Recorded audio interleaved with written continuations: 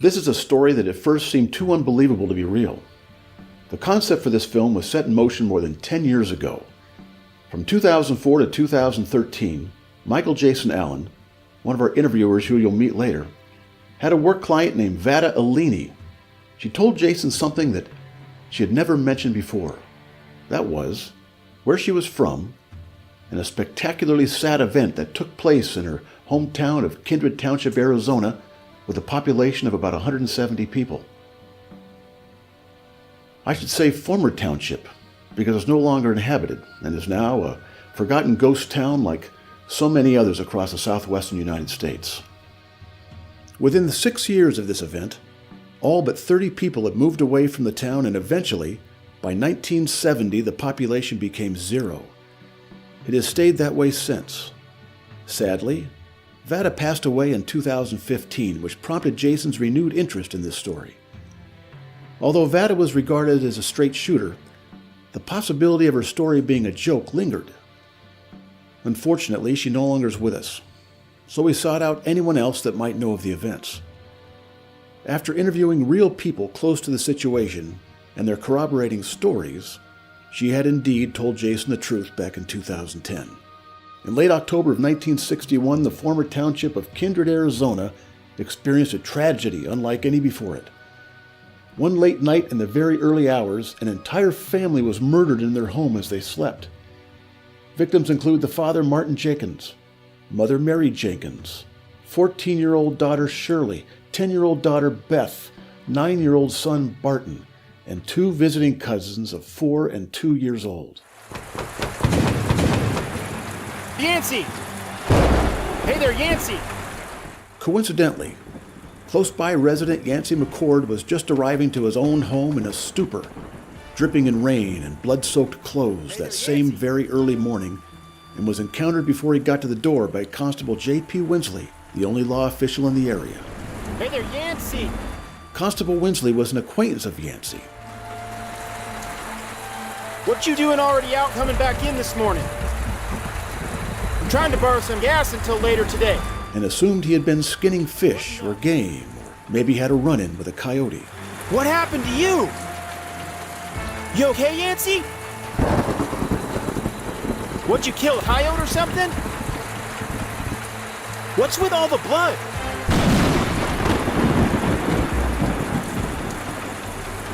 You alright, man?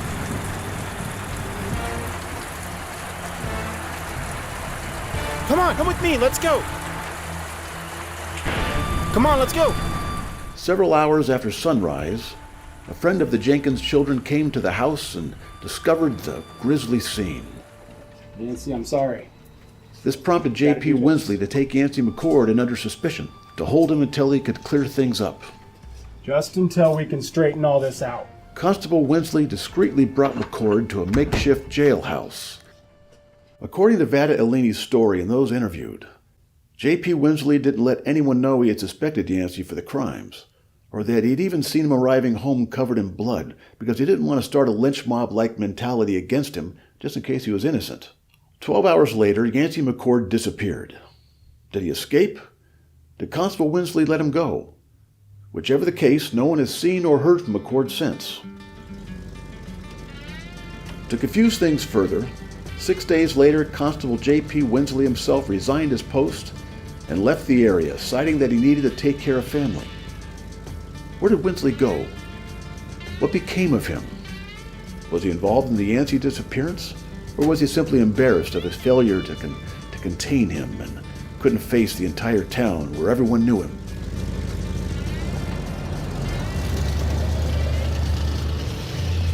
Perhaps he really did need to leave to tend to his family. Every victim was killed with both a hammer and a knife. Did Yancey McCord, the popular resident with no criminal past, indeed murder the Jenkins family in cold blood? If so, why? There are also speculations that a clan of gypsies traveling through did it in an attempt gone awry to steal the children.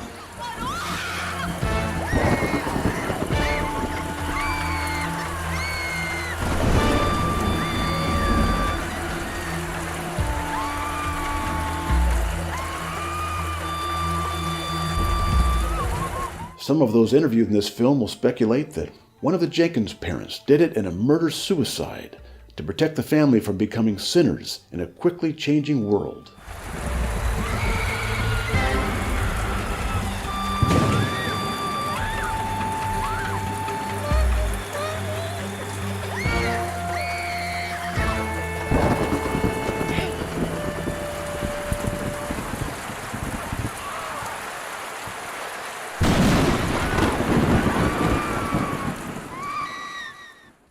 I'm Mark Speno.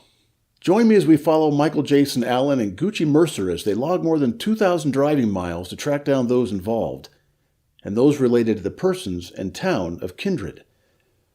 While Jason and Gucci travel, you'll hear directly from them of their thoughts and experiences on the road. We'll be conducting interviews with those closest to the events who are still alive, such as friends and relatives of those involved, Arizona historians and politicians, and perhaps Yancey McCord himself, if he's still alive, and if we can find him. You'll get to find out, and the results are incredible.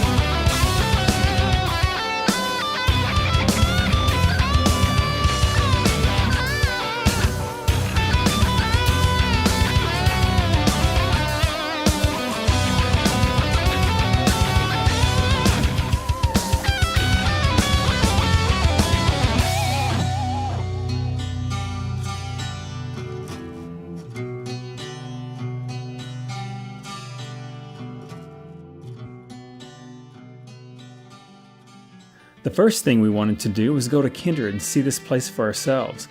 Along the way, we discovered some interesting things. Our first destination was still 100 miles away. We had already conducted our first interview with one of the most important figures we'll talk to, Joni Alini. She knew Yancey McCord personally and was the sister of Veda Alini, of whose story this film is derived from. I had met Joni years ago on a couple of occasions while I was working for Veda, but at the time neither Joni nor I knew that the other knew of Veda's stories that she had told me. We decided to just do the interview at the hotel she was staying at, high above the city. How much did you know about Veda and Yancey's relationship? You know, they met in 1959 and they lived together for a year. And my dad wasn't real happy with that arrangement, you can imagine. He was on the way to California and they met in a place called Dateland. And then they settled down in this house. And unfortunately, Veda wanted to leave to have a career as a secretary, so she went to paralegal school. And Yancey just was kind of a field hand. So Yancey actually did know the Jenkins pretty well. Yeah, but I didn't notice there was a friendship between Mr. Jenkins and Yancey. Within 6 years of the murders, pretty much everybody had gone. I went back to visit 20 years ago and it was just empty. There was nobody living there. Were all the houses still there when you were there? Yeah, they were, but it was just like somebody dropped an atom bomb or something. All the people were missing. We're here in Dateland, Arizona, and this is the location where Veda Alini met Yancey McCord. As you can tell, this is a new building. It's not the original, but they still make the date shakes they made 50 years ago. Dateland is halfway between Tucson and San Diego. We got back on the road to continue our way to Kindred. Another interview we had already logged was with Rosa Chepnira. Rosa is the niece of victim Mary Jenkins, the mother in the murdered family. Rosa's father was Mary's brother. Rosa was interesting in that she had a good insight on Marty and Mary Jenkins. So what was Mary Jenkins like? She was a sweet person. People seemed to like her in the community. She was involved in the church and community. But Uncle Martin was different. He kind of was aloof and held himself above everyone else. I mean, after all, he was a deacon, you know. I was living with my parents in Prescott, Arizona, because I was only 10 years old. And there really wasn't anything there. They may have had a store, seed and feed, I don't know.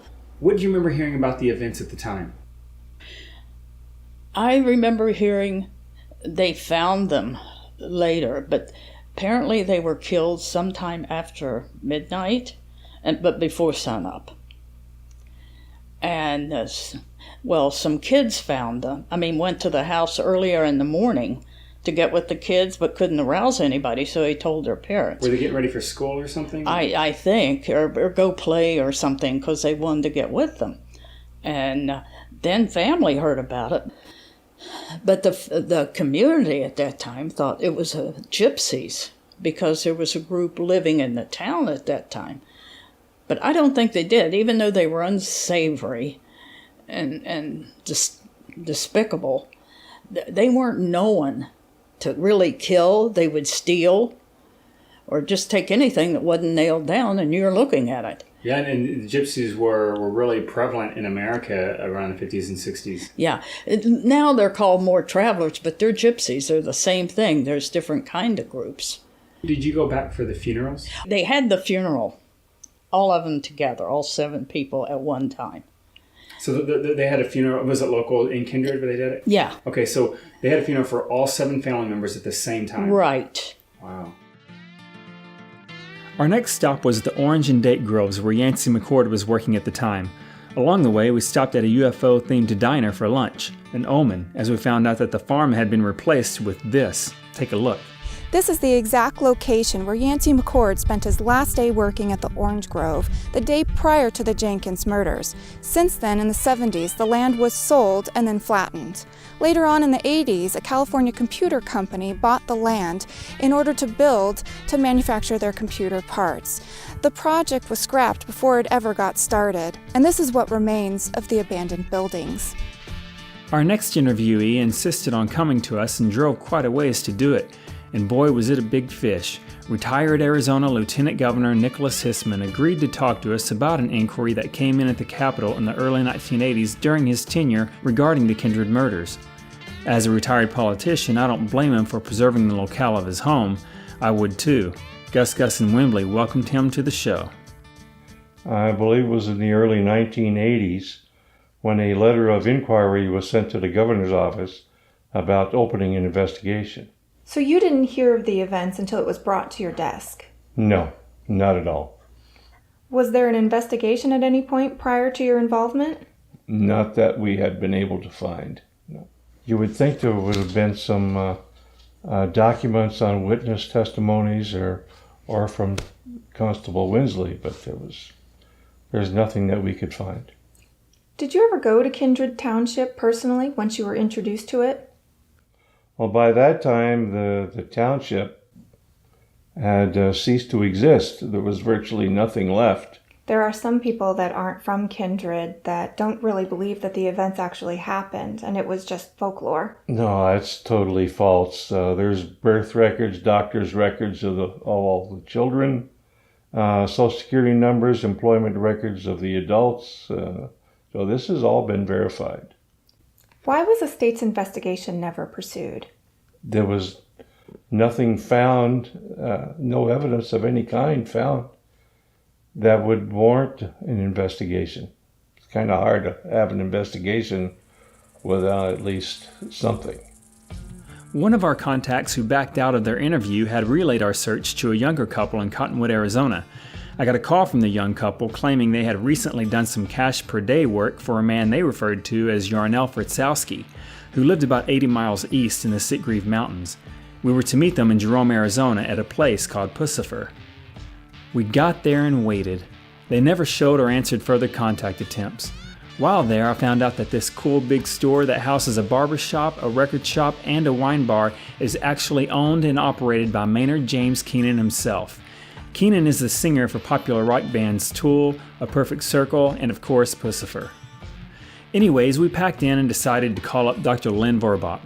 director of the Arizona Cultural Society, whom I had met at a film festival a few years ago where she was a key figure in a documentary for a state-sponsored tourist film.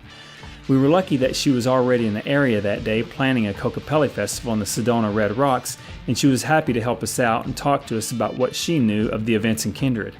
All we had to do was drive the 27 miles from Jerome to Sedona. Our filmmaker friend Tonatiuh, who lives in the area, came to help out. Dr. Warbach, when is the last time you were actually in Kindred? Well, it's got to be at least seven and a half years. I was told that you would have possibly some information about what went on in Kindred back in 1961. Well, yes, I know the story. Essentially, Yancey McCord happened upon a town and became one of the citizens and then became a suspected murderer. Did you see anyone there when you were there before, and did you meet anyone who might have been actually connected there at the time to the murders? Well, I've never met anybody that was there at the time of the murders, but I've certainly had lots of second and third hand information come. Those few houses and buildings that are left over in Kindred, what's going on? Do you know why some of those are there and some aren't? Well, looters come in. Drifters come in and they'll move in for a while, and people wreck things. They don't respect things, and so and some of it's just wear and tear, the sun in Arizona, so on and so forth. So there's no one reason really. Some towns survive, other towns don't, but most when they're abandoned they don't. Early on, I wondered what had happened to all of the property in Kindred, the houses, the businesses, the mine, the farming land. Someone has to own them now. As we made our way to Kindred, we took the long way around to get access to a good night's sleep and food near Tucson. We ran into this. Thousands upon thousands of retired or dormant military aircraft. I think this is the place where they filmed a scene in Can't Buy Me Love. The next day, we backtracked going west again, but this time getting lost on a smaller back road heading to the Organ Pipe Cactus National Monument vicinity. Before we left, we had interviewed a lady who would answer our question of today's ownership of property in Kindred. Her name is Shelley Quinson with Destination Oasis Realty. In the mid-1990s, as a young intern agent, she was appointed to sell most of the properties in and around Kindred. It sounds like no one else in that office wanted the assignment. Shelley, did you know about the Jenkins murders back in 1996 when you were carrying those listings? Oddly enough, it's almost a whole town. So here I am, 24 years old, fresh out of college, and I'm being told, you can sell a whole town. Okay, let's see what this is about. So when you find out that someone is murdered in a home, and that happens in real estate, I deal with that now. Did you actually go there personally to check it out? We had to go survey the properties when we first got them. And so we've been out there for a couple days, and we had a makeshift office in one of the properties there. And one of the surveyors came back, and he just seemed, a little weirded out. And he had this thing in his hand, and I looked at it, and it looked like just an old, dirty doll. When I did more research on it, I found out it was a Chatty Cathy doll. And it was back, they had those back in the late 50s. My mom had one. So anyway, he goes, this is just really strange. Do you think that that's mud or blood? And I looked, and the dress was, it could have been anything. So where did you find this? And he goes, well, it was a couple properties away from the Jenkins house. Okay. And he said, well, this is what's more weird. He turns it around, and it's got one of those little rings, you pull. And he pulls it, and he just looks at me, and it says, please change my dress. And I just about fell out of my chair because it was just too weird for me. And I just didn't want it around because it just, even the thought if that could have been one of the kids' dolls, I just, Armed with a map to walk off-road to what we thought was the Kindred area, we encountered a Border Patrol agent who assured us that we would find some ruins down the railroad tracks as they supposedly led to a mine. There were ruins and there was a mine, but it was not Kindred. Feeling deflated, our only consolation was the man we managed to track down just 2 days before our trip. Oh look, there he is on the porch. He's sitting on the porch.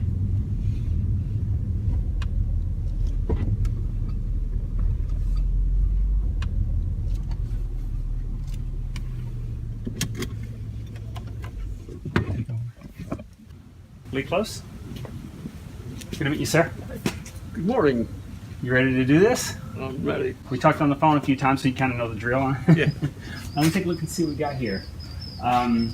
Actually, you just want to do it out here?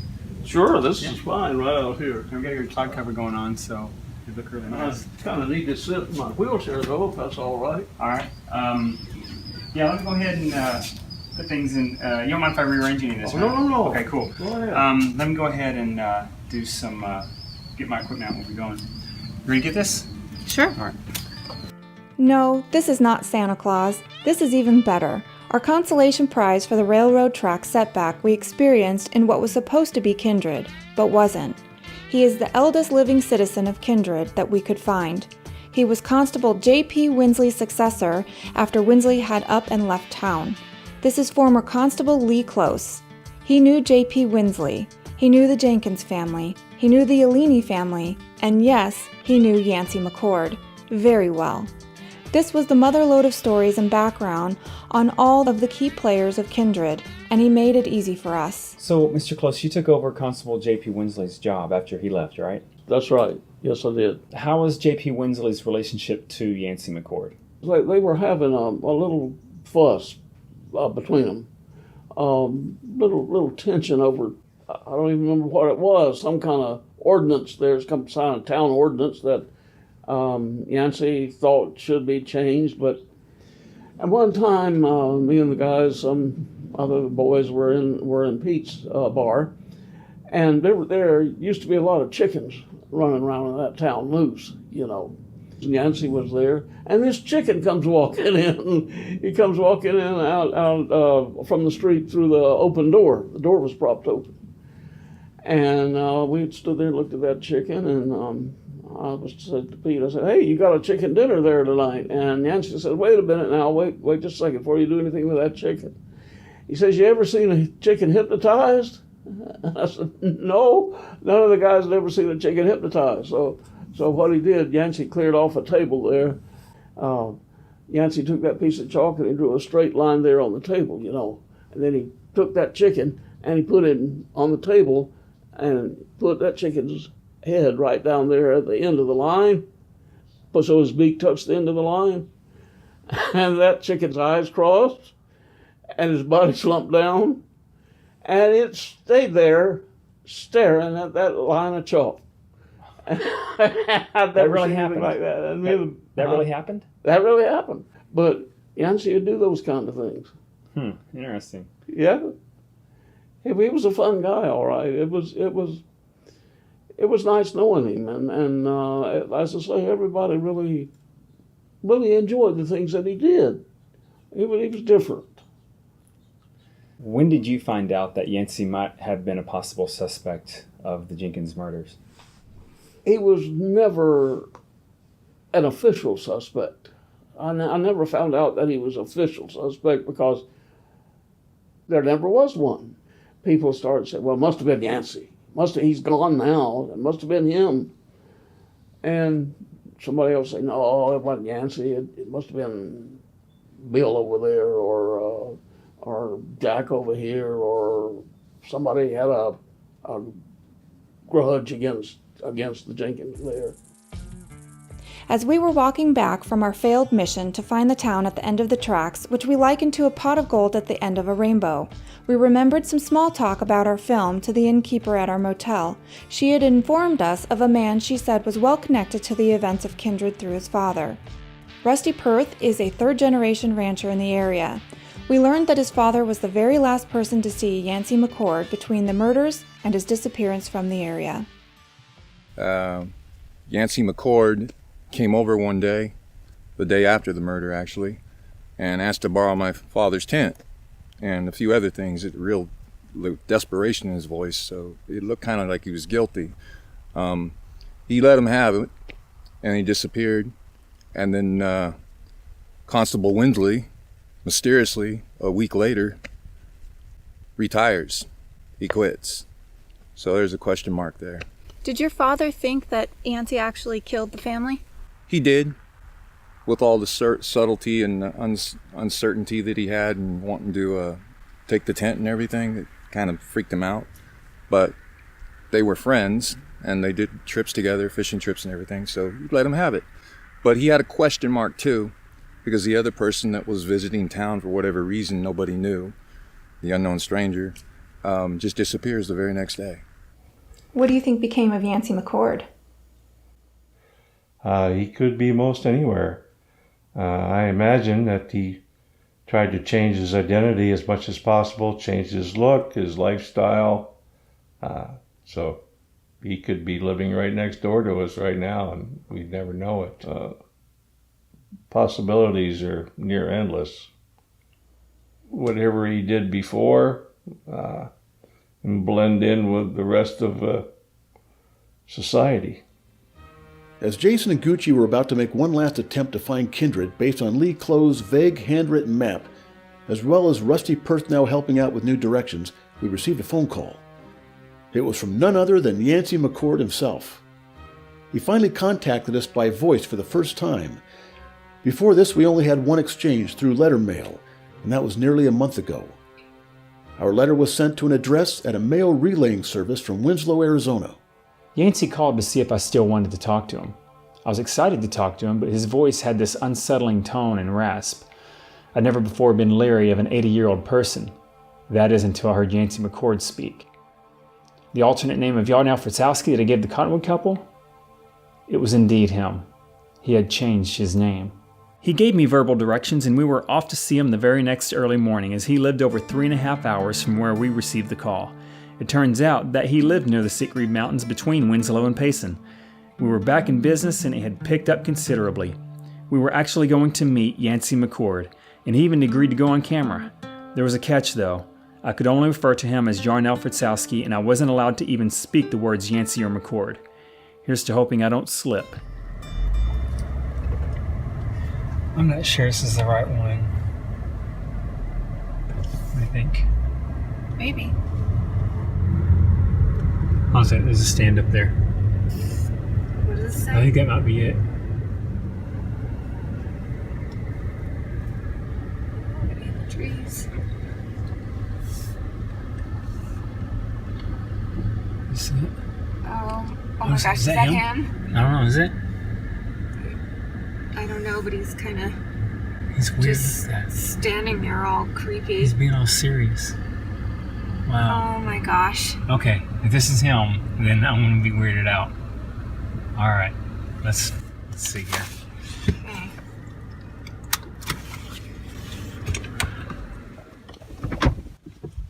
Okay, hey, just be real cool about everything, okay?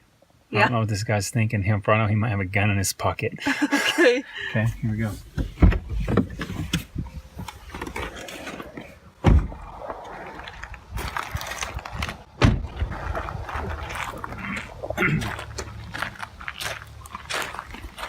Yarnell?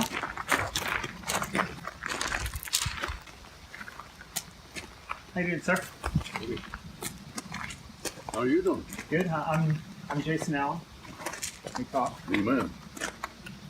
But kind of have a hard time finding it, but with the help of the map, we did it. So yeah, this is a great place you got here. This is like some of the best scenery I've seen in Arizona. I've been everywhere in Arizona. That's cool.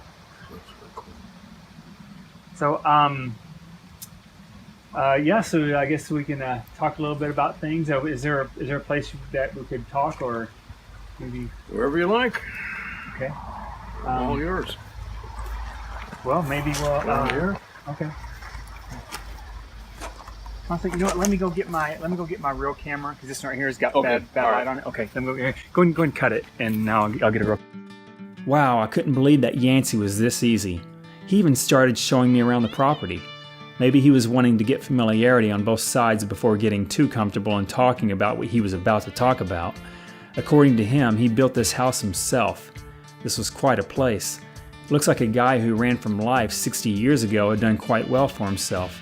He had a fruit orchard reminiscent of his days in Kindred. He had chickens, as expected from Lee Close's story, dogs, and even peacocks. I briefed him on what was about to go down with the cameras, wireless mics, bad idea with the mics by the way, and also the line of questioning I had prepared. He had a few stipulations, but overall he seemed good with everything and wasn't as scary as I thought he'd be. I relaxed quite a bit.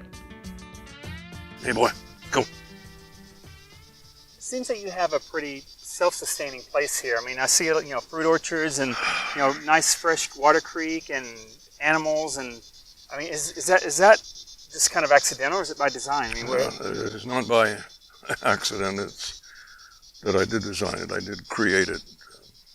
Yes, it's done by me. Would you rather me call you Yancey or Yarnell? Yarnell. Yancey's gone. That's a thing of the past. Gone. Yarnell. Why Yarnell Fritzowski? Yarnell's a really beautiful, strong, powerful geographic location in Arizona, and the last name I think I just read somewhere. I don't know. I made it up. Next, Jason asked him a question that Yancey considered to be a bit too personal and shut down the interview for a moment. He agreed to continue with more detailed limitations and questioning regarding certain things. If you're definitely here just to talk about things like this, we're okay. Thank you, sir. I appreciate that. All right. If I say anything that seems, offensive or something that might be just going to, digging too deep into your personal life, just let me know. I'll back off, okay? So I don't mean anything by that. How about the Jenkins? What do you remember of the Jenkins family? You're going into an area that I don't like to relive because it was a horrendous thing. They were a nice family. There was no way I could stay there. No way. No. Ever. Do you think it was someone local who did it? I have no idea. What would the motive be? What was the reason that someone would kill all those people? What? Do you know what the stories are about the Jenkins murders? Do you know what happened that night? I kind of disappeared. I didn't want to know. When I heard the extent,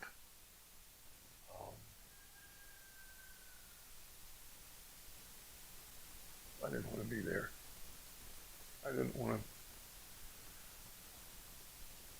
I guess I didn't want to know anything about it. I couldn't say. Were you friends with the Jenkins family? A little bit. Yeah. What do you remember of the Jenkins family? Brief encounter. I think that's the best way to put it. It's just, they were a nice family. Everybody in the family seemed to be outstanding. Nice people, good people. Now, would you be open to going back to Kindred for the first time in 50 or 60 years?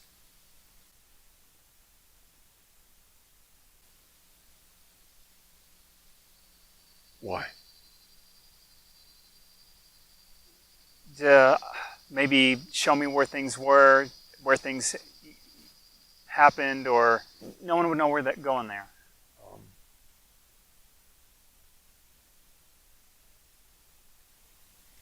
If it would help prove my innocence, as painful as that may be to me, if it'll help you come to some kind of conclusion, let's go. Okay, yeah, that'd be great. What is it? How far is it here? Like maybe a 2.5, 3 hour drive? Would you be willing to go this afternoon and take a look? And yeah, let's do it. Okay, awesome. Well, before I change my mind. Okay, well, let's go to Kindred. Success! Yancey McCord agreed to go to Kindred for the first time in 60 years, and it was still early in the day. We weren't sure if he was serious, but he said he'd meet us there, so we packed up and threw on some comfortable road trip clothes. Kindred, here we come. I don't think he's going to meet us here. I think he's going to flake on us. He hadn't been here in 60 years. Why would he come back now just because somebody like me tells him to? Or asks him to, or whatever. I don't know. Curiosity kills the cat, you know? I mean, he did agree to talk to me. That's the first time, too, in 60 years, right? If he had anything to do with it, I mean, I think he's kind of curious as to what happened to the area. I don't know. The people in it. Well, we are on a gravel road. It's so bumpy, your voice sounds like you're talking into a fan when you talk. This rental car is going to go back with a few more rattles than it had before. Yancey actually left that day. I mean, no one had known he had been taken in. Well, not at that point. No, he was under the custody of the constable, and for like a half a day, I guess, and then he somehow slipped out, and then nobody ever saw him from that point on. At what point did you know that Yancey was possibly a suspect of this? Veda called us from school and told us what Winsley had said, but Veda didn't seem worried at all. She didn't really think our lives were in jeopardy.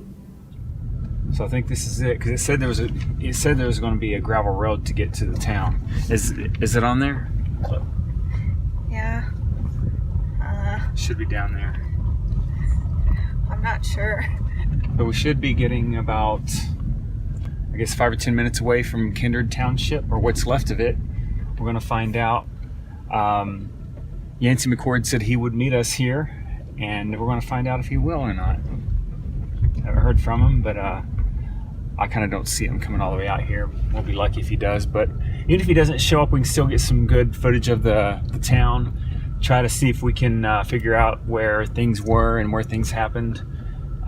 We did run into a few locals on the way, so maybe we can use some of that information if they weren't lying to us. But yeah, here we are, getting close. One day my father was all fired up and said he was a-fixin' to go to Colorado to track down Yancey. But the only person he found was what's-his-face, the ex-constable Winsley, but he didn't find diddly but Yancey at all. And as far as I know, nobody found him. People had found out later on that J.P. Winsley went to Colorado. He might have misheard, gotten the names mixed up, thinking Yancey went to Colorado looking for Yancey, but instead it was Winsley. So he had no closure whatsoever. There's been no closure for the family. His own sister, he never found out about his own sister. No. No one has, because I think if there was any investigation, it was all screwed up. It just wasn't. There definitely were no records of one. We talked to Lieutenant Governor Nicholas Hissman. Was it done? Well, he said that there was never an investigation I didn't at the time. think. If there was, it was J.P. Winsley's personal one. He never put it on paper, so there were no records of it. I'm a little scared right now. I think Jason's lost. No, I'm not lost. Yes, look at this. We're in the middle of nowhere. That's because this ghost town is in the middle of nowhere.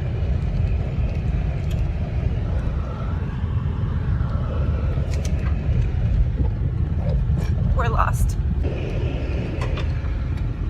Jason? Are we lost? Nope. I'll look at the map.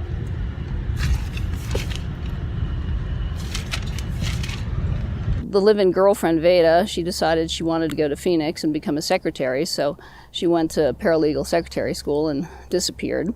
And he was left there in Kindred. And it was sometime in that following year, he had struck up a friendship with J.P. Winsley, the constable at the time. So, they were friends. It's obviously a difficult situation. So he arrests him, takes him in, and then McCord either escapes or he's let go, and nobody's quite sure which happened about a half a day later. So he's never brought to Tucson, and I believe they thought they were preserving their community by covering it up and just kind of sticking their heads in the sand, essentially. But what ended up happening was the town imploded on itself. People started pointing fingers, people were suspicious of each other. Before you know it, the population of 171 dwindled because people would leave town because they didn't know who the murderer was. They didn't want to be next. They didn't want a finger pointed at them for guilt reasons. So right about the time, 1967, the population was down to about 30 individuals. And Veda's young sister, Joni, and her family were one of the last to leave. I think that's the ghost town. of Kindred. You see it there in the background? Trying to find it. I see something of a town out there. But neither one of our phones work. We decided to try to get to that little town which appeared to be Kindred, so we changed back into our work clothes and braved the jarring road to that town that didn't seem to want anyone near it. After J.P. Winsley left Kindred, what do you think happened to him? Where do you think he went? I've researched this film, and I've looked up everyone. I mean, that's how I found you, of course. And he's the one guy I can't find, not only him, but I can't find any relatives of his or anyone that admits to being a relative of him. Well, I lost track of JP after he left, and I hadn't heard from him for years. But back in 1981, I think it was, I happened to be talking to a mutual acquaintance of mine and JP's, and I just happened to ask him, I said, "Hey, have you heard anything about JP or heard from him or anything like that?" And the guy told me that he thought that JP died of cancer back in Denver. That was in 1981 that JP died. Or they thought he was. So he's dead right now. As far as I know, yeah. Yeah. Anyway, he was 10 years older than me. He's probably dead by now. Yeah. That's almost 40 years ago. So yeah, that.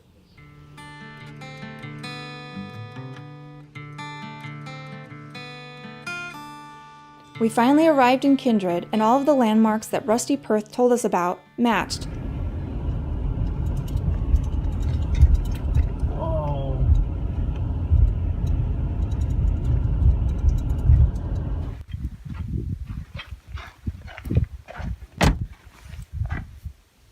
Well, we're here.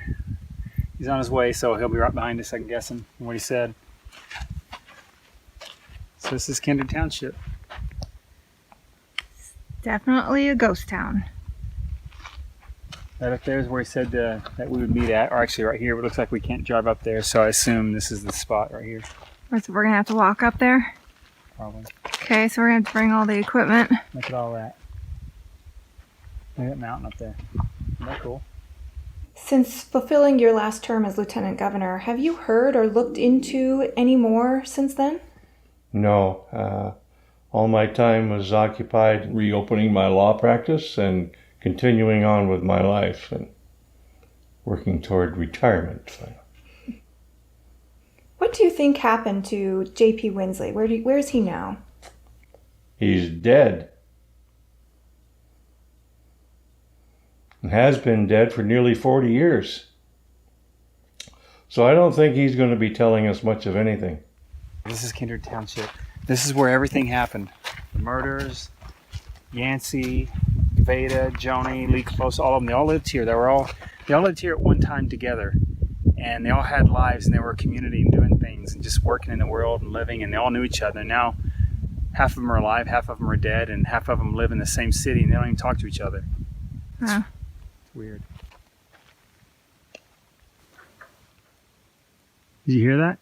Yeah, I heard that. Did you hear it? Yeah. What did it sound like to you? It sounded like some horse in a stable or something, like noise up there. No, you want to know what that sounded like to me? That sounded like mining equipment being used. The ownership status of the land and structures made sense now as Shelley the realtor described. This was in the middle of nowhere, and there was no resources that we could find. Somebody wants this land to use it for something. And that's where he came up with the idea of, well, maybe we need to get this together for the government. So we met with one of his friends that he had out of Phoenix that actually did contracting with the Air Force and the government. So he got with us, and we put together a real good business proposal and met with them. And sure enough, they decided that was going to work. They could just incorporate it into part of their training range, I guess.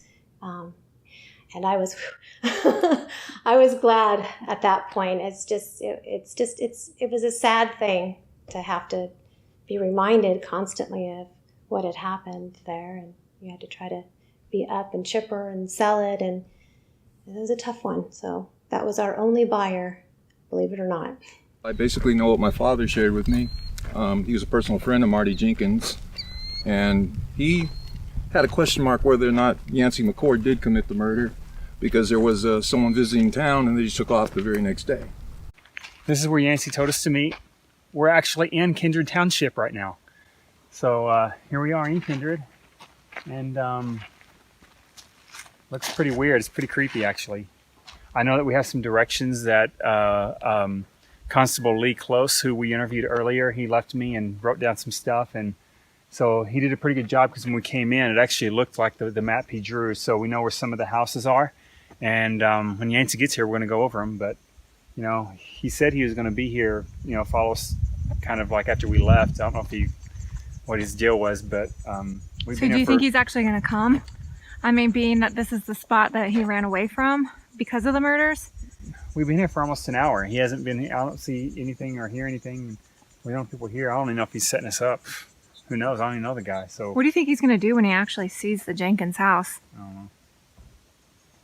But I don't know. I think maybe we should just go look at some stuff on our own. I mean, we got to get footage for the documentary anyway, so may as well just start going to film stuff that we already know about. And then when he gets here, we'll just have him show us around. Oh, you know what we should do?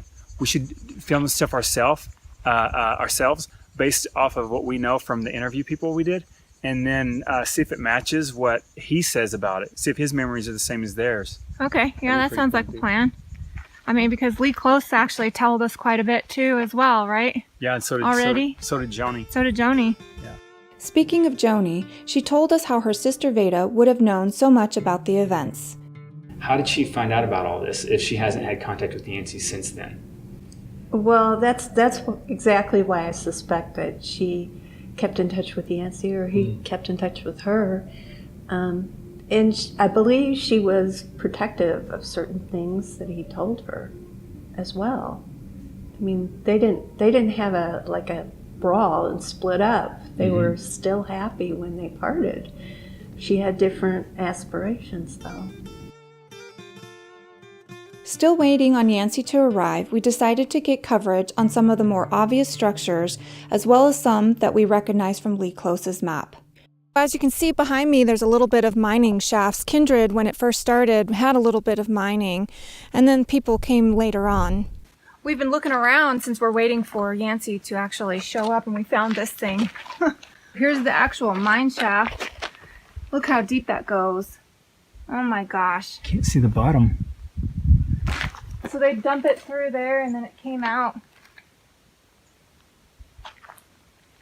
Kind of like millwork. Hey, look up there. Somebody's house. I wonder which house that is. I don't remember seeing that on the map. Do you? No.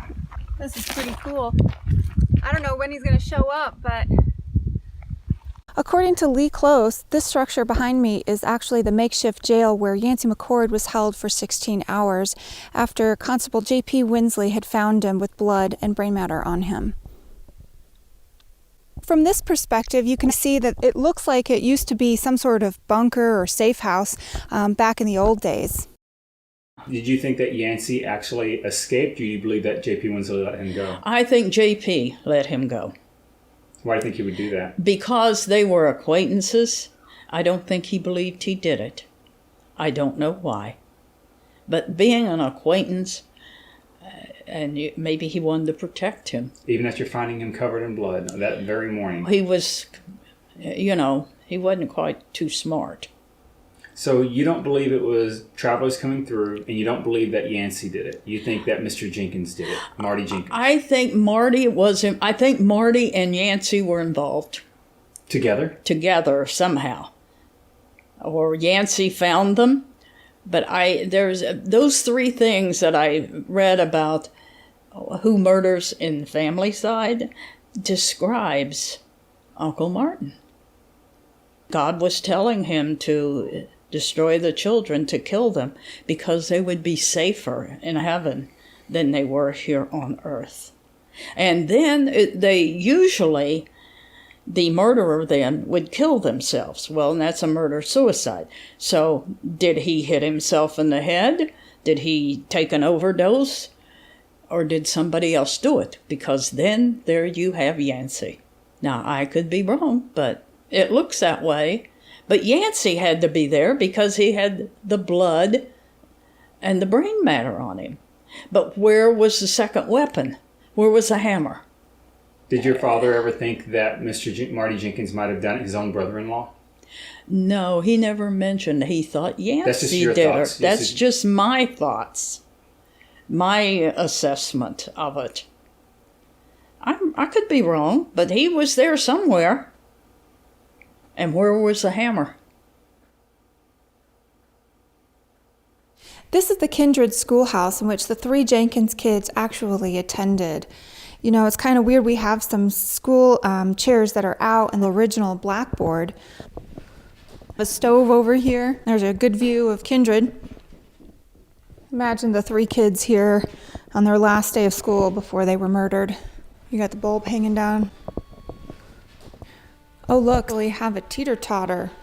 That's what I think it is, for the playground where the Jenkins kids actually could have used it.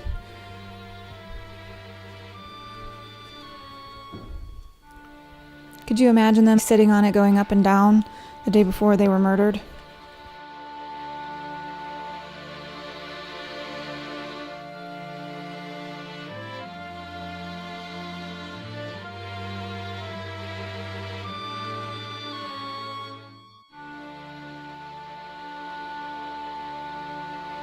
This is the lake near Kindred Township where Constable J.P. Winsley and Yancey McCord used to go fishing at. What do you think really happened at that night in Kindred? The only thing that I could come up with, the only thing I could figure out was what J.P. told all the townspeople. And J.P. said he believed that it was a bum traveling through that saw the Jenkins there and decided to rob them. It was a robbery gone bad. I really don't think J.P. let Yancey go. He didn't. There wasn't any conspiracy between them or anything like that. J.P. was an honest man. He was honest, and you know Yancey was too. Yancey was too. He was an honest guy. There wasn't any kind of conspiracy between them like that. That's just plain gossip.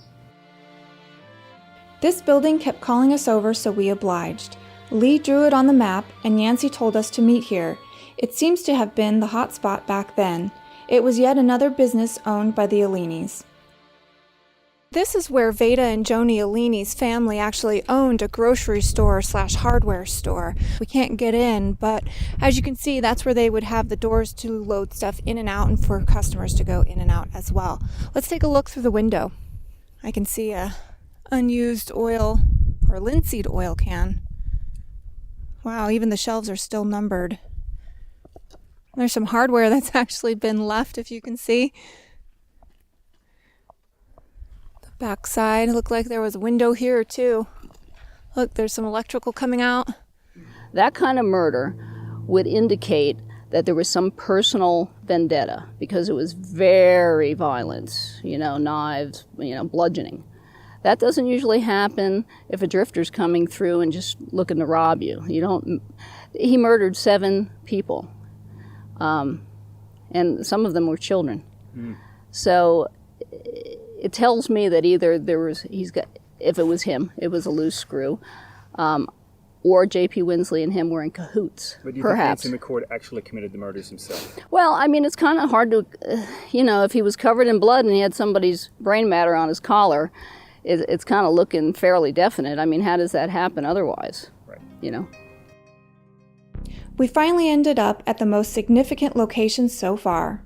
This is the house that Yancey McCord rented when he first came to Kindred Township. It's one of the oldest houses here in Kindred. He lived here from 1959 to 1961 when the Jenkins murders happened. Well, we just came into Yancey McCord's house. Take a look around here. This looks like a living room with it looks like an add-on porch of some sort, but it looks like a add-on living room from Yancey McCord. There's a table there.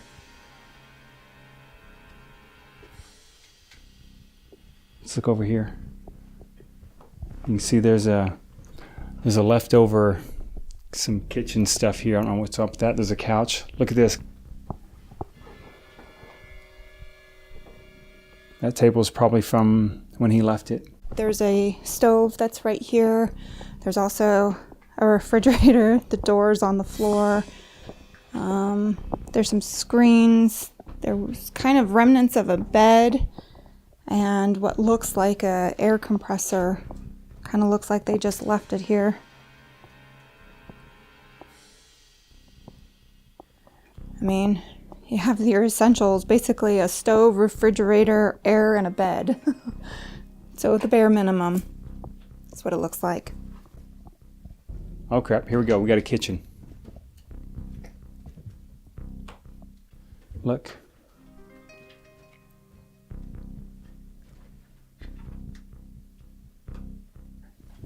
Kitchen cabinets right there. And of course the kitchen sink here. What is that on the counter? Is that what I think that is? That's, oh my gosh. Is that what I think that is? That's all rat droppings. Let's go out of here. So this is the kitchen.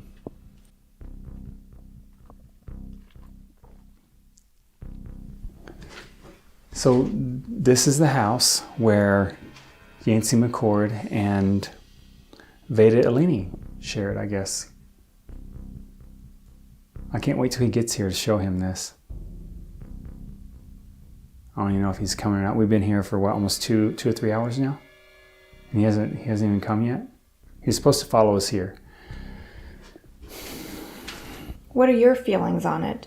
Do you think Yancey McCord actually killed the Jenkins family? It's a possibility. The constable must have had some reason for locking him up at that point, and it's hard to speculate, but whether the constable released him on purpose or he escaped is probably never know what really happened there. There's no way to really tell unless we find him and he confesses to the crime, but then it would only be hearsay because there's no evidence to back it up. Can you tell us about any aspects of the case that may have been close to pursuing it but were overridden? The only thing I would question is why the constable released the suspect, or how he was able to escape, all within 18 hours of the crime. As the sheriff himself left the state within a week. So a little bit of suspicion there. Yancey finally arrived in Kindred. We're not sure what took him so long, but it doesn't matter. We're just relieved that he showed. We talked and walked around with him for a bit without the cameras. Yarnell, this is one of the buildings that I kind of wanted to save until you got here because it was such in good condition. I wasn't told about this one, but it was really cool. What do you know about this? Everything, I guess. I used to buy stuff here all the time.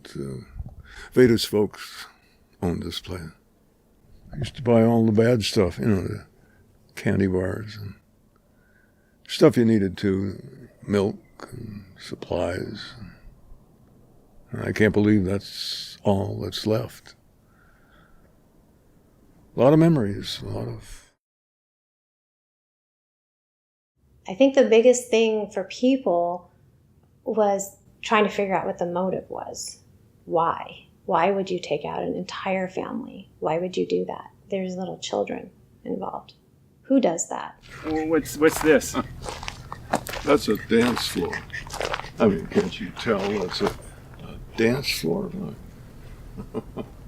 Is this where they had was it like a club or something? Well, party time. And I mean, everybody came here. I can't understand how this could disintegrate that much in all those years, but I guess it did.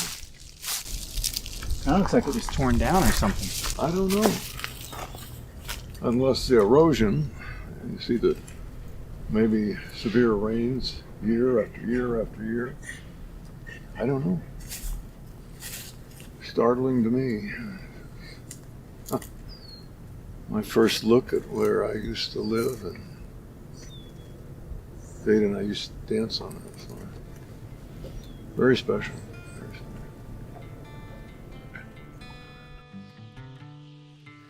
Seeing Yancey have such a tender recollection made me start to question whether or not he really was capable of killing an entire family. Next, we went to a location that I chose and had seen earlier, a location that I thought was sure to evoke some long-lost feelings he may have had tucked away all these years, a place where he knew some of the folks who populated it to this day. He didn't crack. Yarnell, is this the graveyard where the Jenkins family is buried? Yeah. Yeah. Do you know what plots they are? No. I didn't stay around. Forgive me, I'm sorry. I didn't stay around. I hope you understand why I couldn't stay around. That was like a major part of our whole family, the town. I couldn't be part of this town anymore. I couldn't have to look at the graveyard, let alone the houses, the buildings where I knew this guy because he ran the local bar. And I mean, I had friends here. I had people that lived all over here. Are some of them in there? I think several of them are. I don't know. I disappeared from here because I did not want to be part of a tragedy, of a massacre. I keep calling it that, and that's what it was. I mean, you don't kill 1, 2, 3, 4, 5. That becomes a massacre, see? You want to keep going? I noticed that some of the graves have those fences around them. Did they do that when you were here, or is that something from some older graves? I don't think I ever went to the graveyard here. Before. Definitely not after, but do you go to graveyards much? I don't. Yeah, I don't. In smaller towns, where they have the graveyard, usually, a small population, you usually know someone who dies. And yeah, I mean, maybe it's a pretty graveyard. Is it a really unique, pretty graveyard that you would go just to look at the gravestones? And I'm not into that. I'm into life. That's why I moved. That's why I live in paradise. It's nature. It's not here. Would you mind, I guess it's probably about an eighth of a mile from here. I remember seeing a 2-story house. I wasn't quite sure who it belonged to because the map wasn't very legible from the one we got. It's right up the hill, though. Would you mind showing me which this is or who might have lived there? Yeah, sure. If you had to go with a solid answer, what do you think actually happened? Those murders were horribly aggressive, and somebody had a lot of rage in them to do something like that. Now, to me, Winsley's behavior was more suspicious. Do you think that Yancey and Constable Winsley were involved together on this? Because I've kind of wondered that myself. They're both the only two that were actually there and knew about things first, and then they both left town. Like I said, all I can say is by my past experience, I never saw Winsley over at Yancey's house. And why would they just get together to commit a murder? And now it's time for the moment you've been waiting for, the place where it all happened. Which house is this, Yarnell? Should I believe you that you don't know that this is the house where it happened? So you're going to stand there and tell me that you don't know? I'll say this is the. This is the house, yes. This is where they all died. And I don't enjoy this, not at all. Did you ever come here when back in 59 to 61? Were you ever in the house? Why would I go in that house ever? Why would I go near that house? Why is everybody else in this town gone? No one wants to come here. I think only you want to come here. So I noticed on I don't want to even look at it, all right? Okay. Do I have to stand here anymore? No, can I ask you a few more questions? I noticed on the other side of the house that there were no windows. The windows were completely knocked out. And there was even a wall knocked out on the other side, a back wall back there. Do you know I don't know how that happened, and I'm probably over time, but do you know whose rooms were in there? Like which family members' rooms were, where they were? What do you want from me? I'm here. That's the house. I haven't come here for nearly 60 years for one reason, because they were slaughtered. That's a whole family that was killed. How does it feel looking at the house now? I'm looking at it a lot, aren't I? That's how much I like looking at it. Can't you understand that? Nobody wants to talk about this. That I had to leave because of what happened in that house. Everybody had to leave.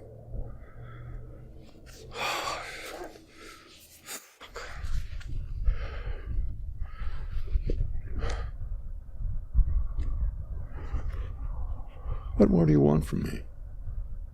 You want me to die right now here because they died?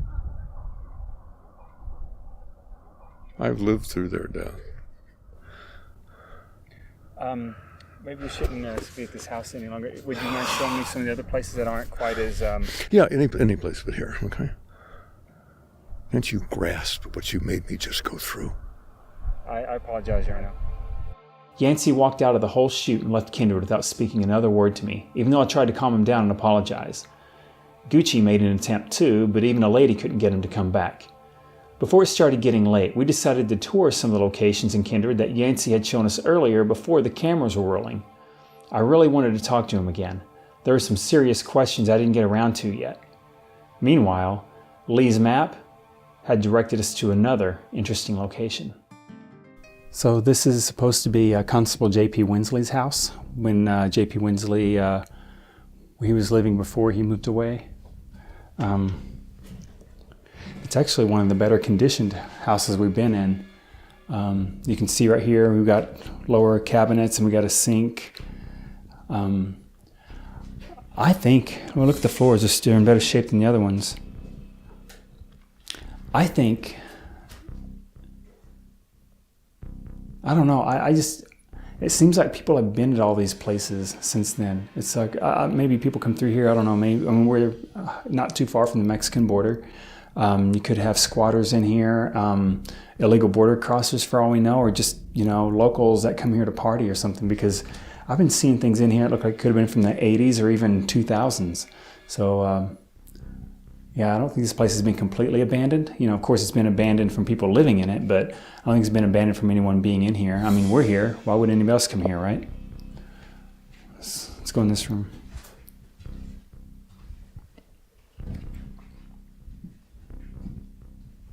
This is a bedroom. Or it looks like it could have been a bedroom.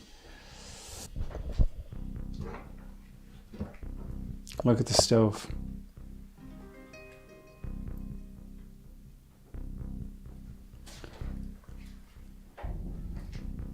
Looks like we got some makeshift beds here. Work table or just a desk or something. Look at the wicker chair in the corner. The roof isn't bad. This is probably one of the best ceilings that we've had in any of the houses we've seen so far. This would be like the stove's version of a mantle right here. Here's a closet. Look over here.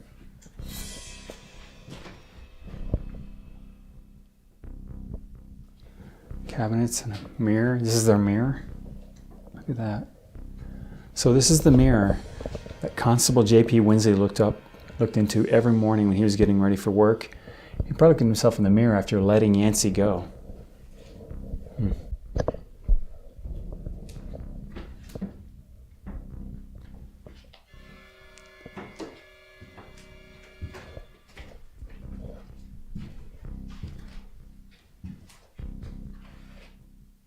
When is the last time anybody around actually wanted to talk about the events?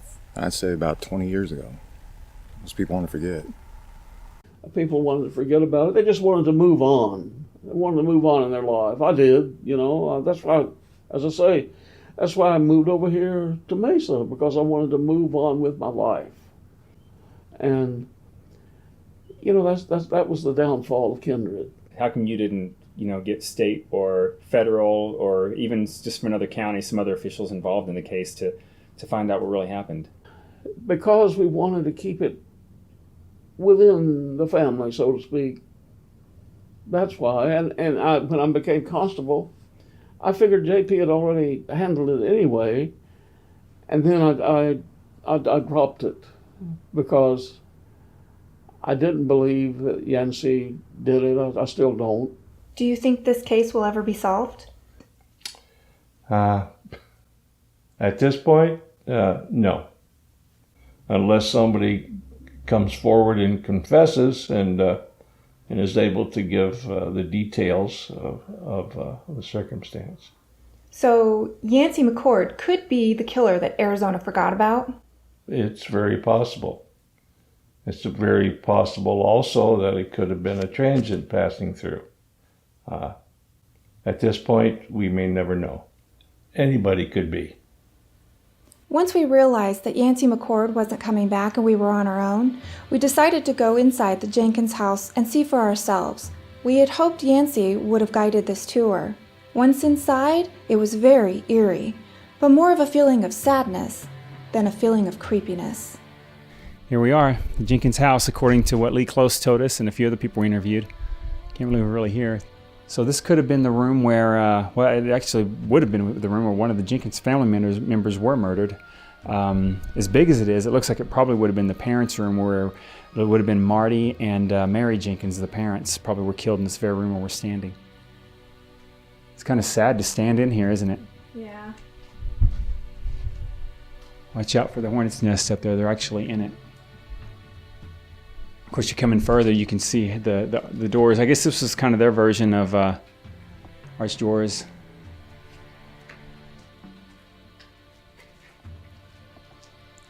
So it looks like this wall here has been knocked out completely. And you can see the more modern construction there. It just goes down a hill. Look at that. Wow, this whole wall just got knocked out. And back in here, you can see how they have the light here. So they did have actual electricity. So this is one of the rooms where some of the family members probably would have been killed in. Wow. I don't see any. Oh, what is this? Is that blood on the wall? Oh my gosh, look. Is that blood on the wall? I don't know. Get a focus on that. I don't know. It does look like it drained down. I'm ready to get out of here. Look at this. Old bed, look at the little headboards there. So it looks like we have some beds. It's definitely a big living room. Look, there's a stovepipe up on by the ceiling up there. Look at the dresser with the old National Geographics. Oh, look at the dresser. Go to the bottom of the drawer, look at that. Let's go in here. This looks like it was like a back living room or a kitchen of some sort. Because it seems to go out to the back way. You see this tree? Are you getting that? So here we are in the second part of the house. That's two adjoining areas. You can see where the sink was. Look in here.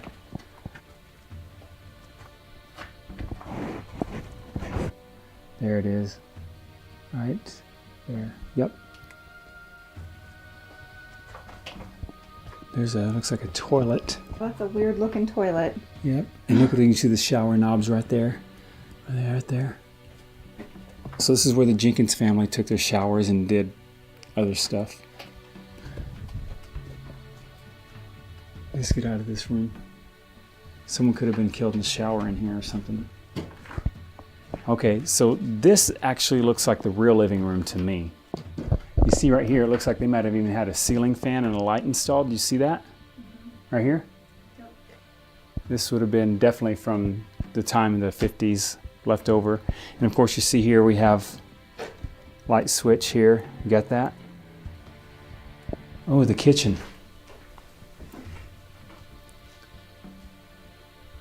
Look at the hornet's nest or beehive or something up there where the light fixture was. Look at this. The old cabinets and even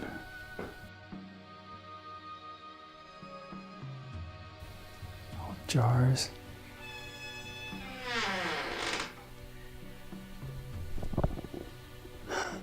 Did you see that? The camera? I saw it.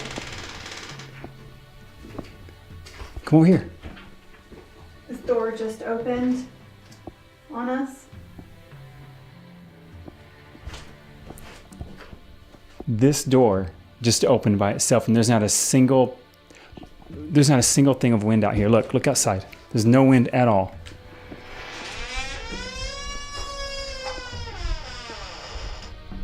Oh my god, I just got the creeps.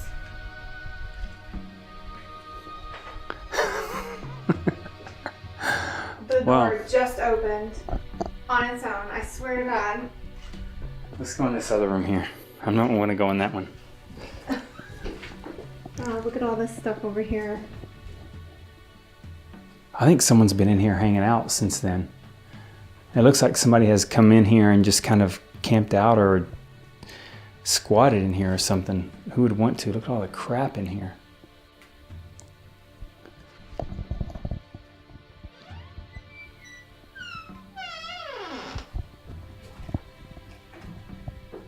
Careful, there could be nails and things back here.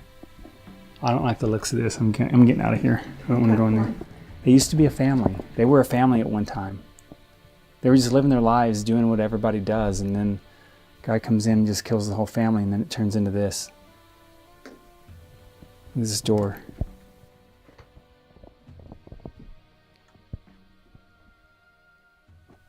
One day all of our homes are going to end up like this, no matter where we live or where we're from or what time we're in. Everything ends up like this sooner or later. This is weird. 7 people were killed in this house with a hammer and a knife. Think about that.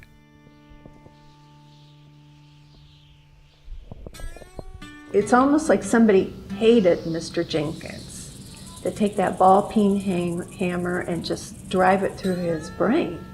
Nobody really ever came to Kindred. They may pass through Kindred, but there was no reason to go to it unless you lived there. I think the killer got away with it, whoever the killer is.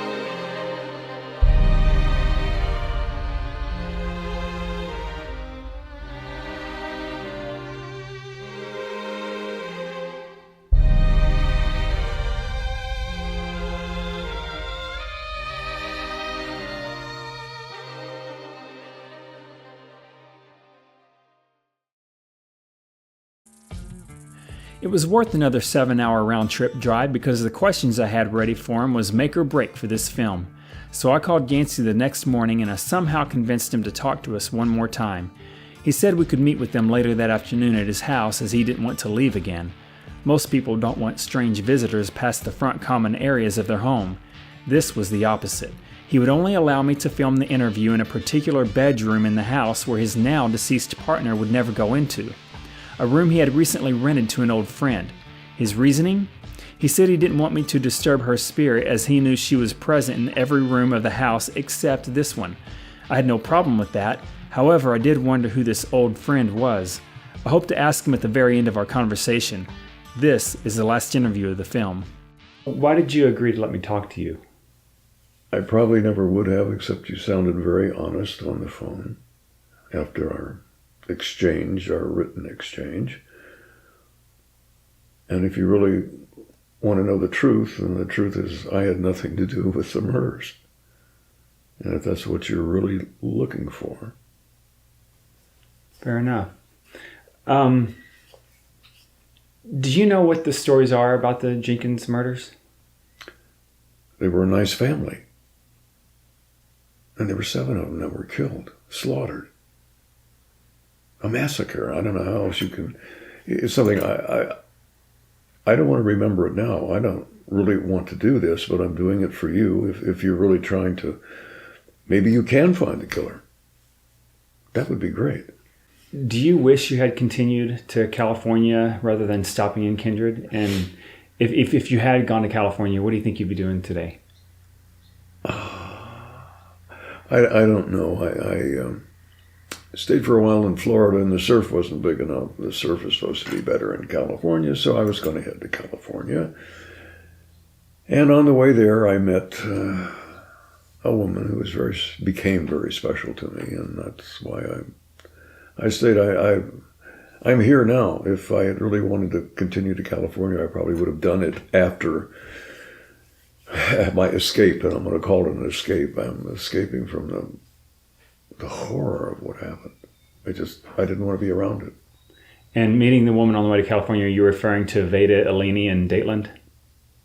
Well, Veda is why I stayed in Arizona. I mean, haven't you met someone in your life that, and they seem to look at you and have the same feeling back? You want to spend time with that person.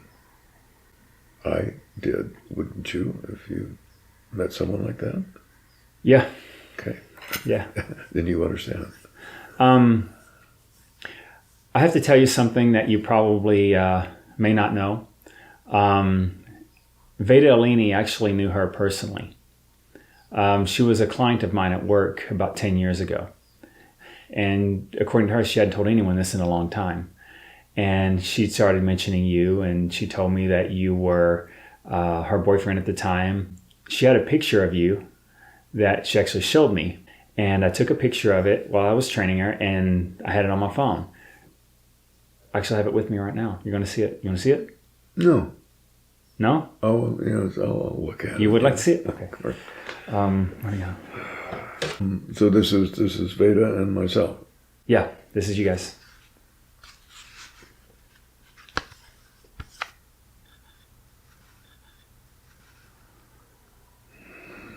I guess.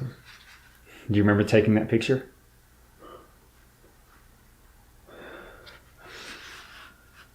No. I probably did. I doesn't look like it was taken in Kindred. It looks like you guys might have went to an event somewhere, maybe in the Phoenix or Tucson or something like that. We look happy. Wait a minute.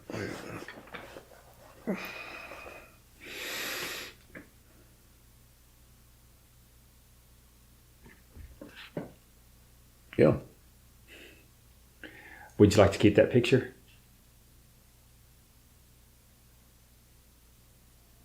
Yeah. It's yours, sir. Thank you.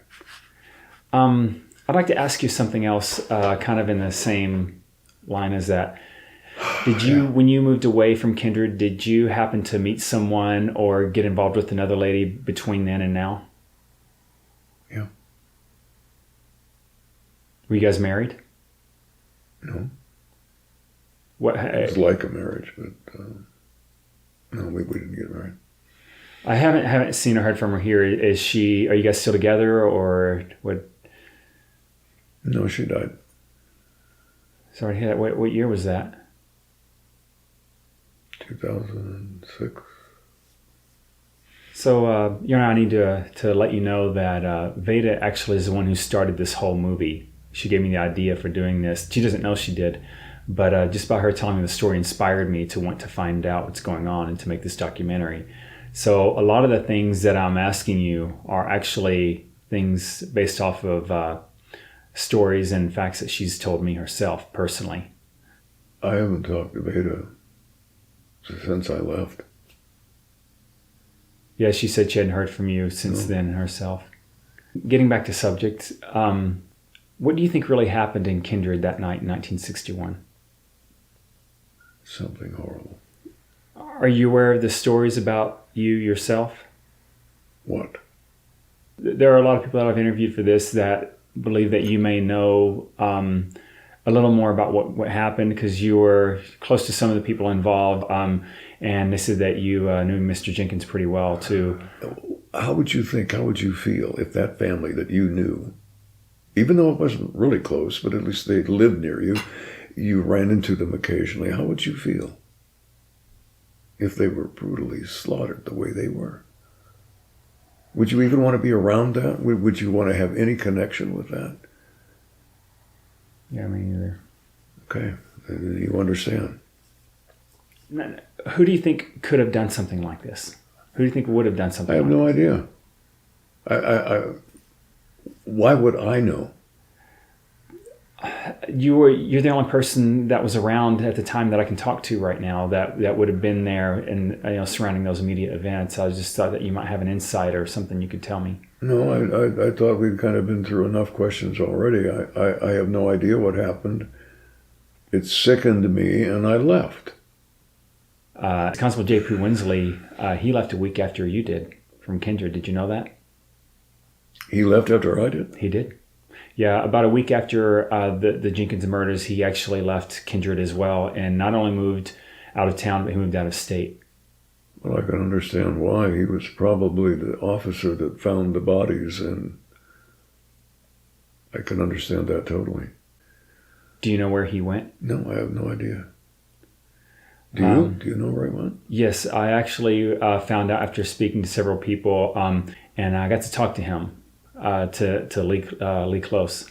And did you talk to JP? Did you talk to him? No, unfortunately I couldn't. But what I did find out from Lee Close was that he found out that J.P. Winsley died of cancer in Colorado.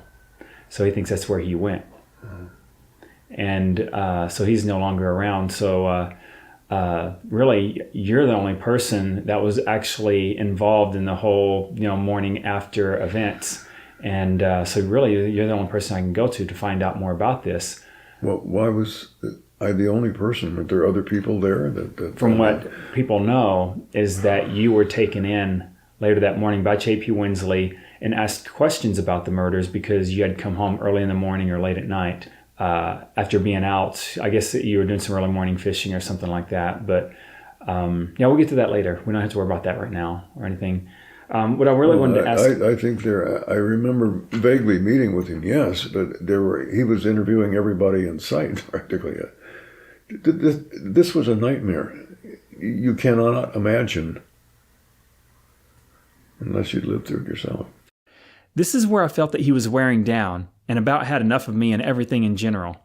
It was now or never to lay it all down before he clammed up and shut down.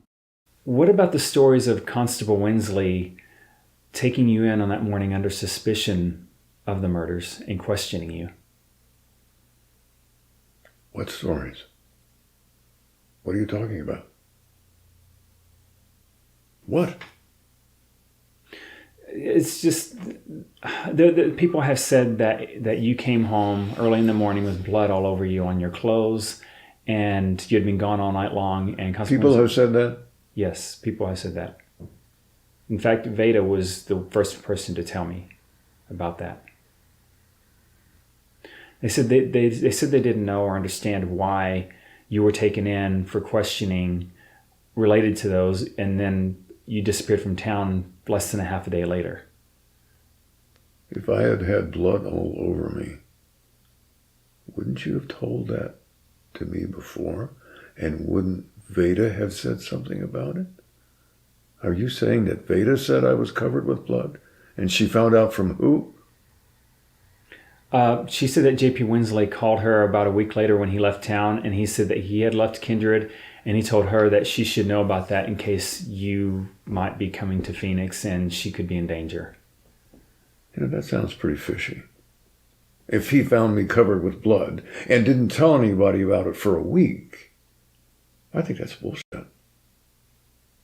I maybe even think that you're making that up. Are you making that up? No, not at all. You'll see in the documentary, I'll get you a copy of this when it's over, but there were other people that had mentioned this too. Joni Crenhill had mentioned this, and she was friends with one of the Jenkins girls. I don't believe you. What about the coincidence of you leaving Kindred that next morning Why would you do that? There's no coincidence. I told you why I left. And if I'd seen myself covered with blood, I probably would have fled. So you think so you don't remember ever being taken in by Winsley and being questioned about this? No.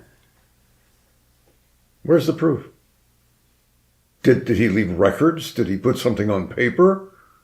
Or is it just you're telling me that Veda knew because he told Veda? Then why didn't they arrest me? Yana, I have to ask you, is there anything that you would like to say to clear things up, or maybe make an admission of some kind, or just...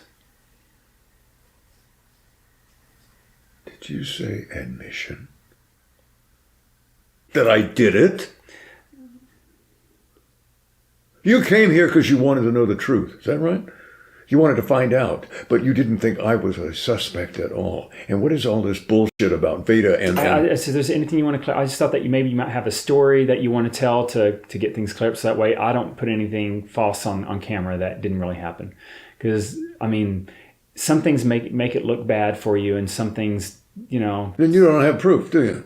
No, I have no proof at all of anything. That's the reason why I'm asking these questions. I just want to know what your side is. I just thought that maybe you want to just kind of tell us. But there's nothing you want to... Goodbye. I shut everything down, and Gucci and I tag-teamed him to calm him and let him know that these are the types of questions that anyone would ask, and I wasn't just trying to be difficult. He made a phone call, and afterwards, he gave me one more shot. This was it. I'm sorry about those questions before, but is there anything that you want to clear up, or maybe just kind of make known the real truth of what you think really happened, who you think might have done it, or... Someone have to have a very good reason to kill 7 people. You haven't figured that out? All I have to go off is what people have said that are close to the situation. Veda said she was there. Constable J.P. Winsley wasn't around, but Lee Close knew Winsley close, and he told me these things. So I just thought that maybe there's something that you want to maybe just tell us to clear things up, or, is there anything that you can... just let us know the real truth of things?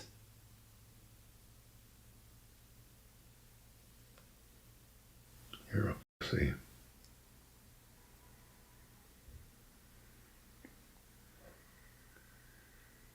Is there anything you want to say? I think you better leave. I think you better leave. Right now. Is there anything you want to say just to clear things up? You don't have proof of anything, do you? No, I don't. It's got people that have said things, but I just want to know from you, is there anything you want to clear up just to get things straight? Just let it all out. People have told me these stories, and they've told me about everything they've seen. They've told me about you having the blood on your body. They've told about him taking you in for questions, and all the evidence points to you. There's no other way. I just don't understand, because... You don't understand what? That no one else could have done this. Everybody says that it was... They just don't think that it could have been... the odds that you would have come home with all that blood on you and they would have been bludgeoned that night, that's never happened. Those 2 items. And then Winsley taking you in like that. And did he let you go? Did you escape? How did that even happen? There's no one else... If you could admit it right now, and this whole thing, I may not even put it on camera. And what? You're putting it on camera. I'll delete the footage. It could be taken down. I could change it. Anything could happen. Everybody's dead but you. And how do you know that Veda knew? She told me 10 years ago when I was training her. She told me that all these stories about you, everyone else told me about you, and everyone else seems to say the same thing about you. And what are you going to do with it? What are you going to do? Huh? What? It's just a documentary. It's all it is. It's nothing more than that. What proof do you have? Veda told me herself. Well, why did you do something then? I talked to the police know about this documentary. Even they know about you. I just want to know, Yancey McCord, did you kill the Jenkins family in 1961? They're trying to use my information to do an investigation. No!